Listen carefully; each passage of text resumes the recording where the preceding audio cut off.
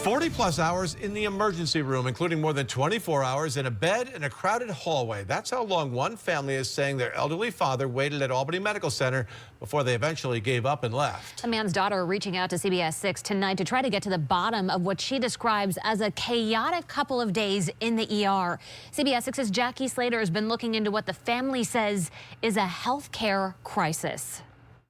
A little backstory here. This patient was treated in the hospital for several weeks around the holidays for sepsis as well as some other illnesses before he was transferred to a rehab facility to continue recovering.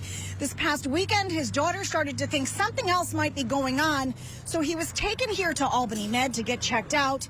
That's when she said things took a turn, and what happened next, she says, is simply unacceptable. This photo taken 26 hours after this man first arrived at Albany Medical Center's emergency room, showing what turned out to be an almost 2-day ordeal. His daughter, who we will simply call S for privacy reasons, says her dad was taken by ambulance from a medical rehab facility at around 6:30 Saturday night. She says he was immediately triaged, then spent 9 hours in the waiting area, then a few in a private ER room, and then he was placed in the hallway for what would be hours and hours after being told he would be admitted. I was not told when. They can't give you any idea of time frames because there are just so many people. I mean, the hallways of Albany Med's ER are full of people. It's patient behind patient behind patient on stretchers throughout the entire emergency room. They are bursting at the seams in that ER. S documented the ordeal on her Facebook page, with others chiming in they had similar experiences. Some at Albany Med, some at other local hospitals. One woman said her grandmother spent 9 hours in an ER and wasn't seen.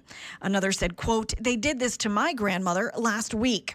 CBS 6 reached out to Albany Med, telling them about S's specific case and asking for current bed availability, staffing rates, and wait times. Albany Med sent us the following statement that reads in part, "Like most hospitals, the Albany Med health system is experiencing increased wait times due to staffing shortages felt nationwide, further complicated by high volumes of patients with various respiratory illnesses.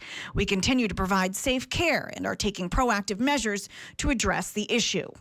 But S says those words aren't enough. She wants action, not just for her father, but for everyone who needs what could be life-saving medical care and is struggling to get it. Albany Medical Center, I don't know that it's entirely their fault. I think we have a system that is severely broken, and it's just not acceptable. One of the nurses told me last night that she was aware of a patient that waited over 58 hours in the emergency room to be seen. 58 hours. It's not acceptable. We are not a third world country. We are the United States of America, and we can do better, and we need to demand that we do better. As said, she did ask a couple of times if her father could be taken to another hospital where they might have a bed. Albany Med said they do not do transfers. Around noon today, she said they gave up, they left, they went to Saratoga Hospital, and at last check-in, she said things were moving forward. Now, we also reached out to other area hospitals to see how their emergency rooms are faring right now. We have not heard back from any of them. In Albany, Jackie Slater, CBS 6 News.